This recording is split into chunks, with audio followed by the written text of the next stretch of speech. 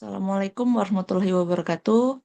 Perkenalkan saya Afza, mahasiswa S2 Sains Data dan Kecerdasan Buatan Fasilkom TI USU. Topik yang akan saya bahas di sini adalah mengenai kemacetan.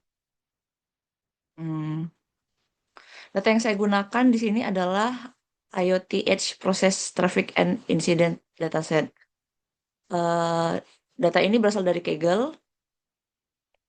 Data set ini berisi titik-titik lokasi kejadian lalu lintas seperti kecelakaan, kemacetan, dan kondisi normal. Setiap titik memiliki dua dimensi utama yaitu spasial dan temporal. Dimensi spasial ditunjukkan oleh koordinat lat and long, tentu saja yang ada pada data ini. Sedangkan dimensi temporal berasal dari kolom timestamp yang akan menunjukkan kapan kejadian itu terjadi. Nah, data ini dikumpulkan setiap 15 menit, sehingga kita nanti bisa melihat perubahan kondisi lalu lintas dari waktu ke waktu. Dengan menggabungkan kedua dimensi ini, saya dapat memvisualisasikan bagaimana pola kemacetan perubahan secara ruang dan waktu menggunakan QGIS nantinya. Dalam menganalisa kemacetan lalu lintas, permasalahan utama yang sering muncul adalah sifat data yang sangat dinamis dan heterogen. Data dari sensor IoT, data dari sensor IoT, kamera lalu lintas, dan perangkat GPS terus-menerus mengirimkan informasi yang berbeda waktu dan lokasi, sehingga seringkali tidak sinkron antara satu sumber dengan lainnya.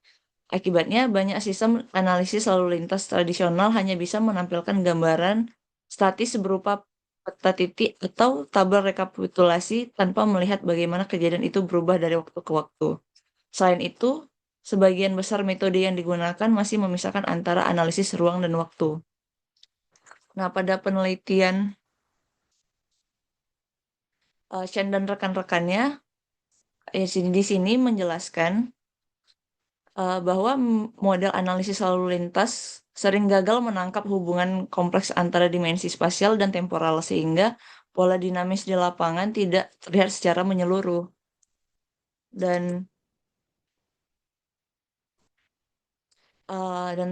penelitian yang dilakukan oleh Rocky dan teman-teman pada tahun 2024 menemukan bahwa perbedaan resolusi ruang dan waktu pada data sensor menjadi kendala besar dalam mendeteksi pola kemacetan secara konsisten.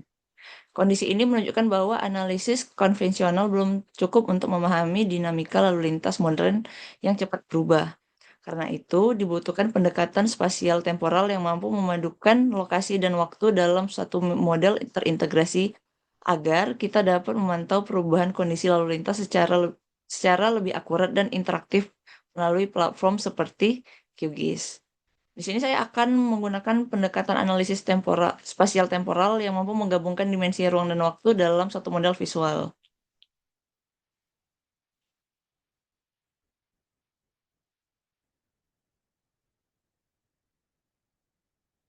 Nah, melalui dataset IoT lalu lintas, setiap kejadian direpresentasikan sebagai titik yang memiliki koordinat lokasi dan waktu kejadian. Sebenarnya tadi saya mau menunjukkan eh, pola model yang berhasil saya buat, tapi di sini kebetulan kok nggak jalan, padahal tadi malam jalan. Di sini saya akan menunjukkan perubahan. Di sini saya akan menunjukkan penyebaran titik kemacetan lalu lintas yang udah dikelompokkan. Nah, untuk yang warna merah ini titik-titik yang sering terjadi kecelakaan. Di sini data yang saya miliki di negara Amerika Serikat. Nah, untuk warna yang kuning kecoklatan yang sering terjadi kemacetan, dan yang warna coklat ini lalu lintas yang berjalan normal. Pendekatan ini menjawab keterbatasan metode konvensional yang bersifat statis karena mampu menunjukkan hubungan antara di mana dan kapan insiden terjadi dalam bentuk visual interaktif dan mudah dipahami.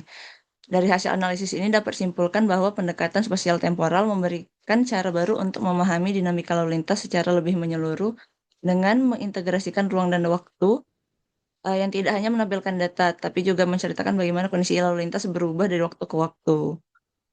Pendekatan seperti ini diharapkan dapat membantu pengambilan keputusan dalam perencanaan transportasi dan manajemen lalu lintas di masa depan.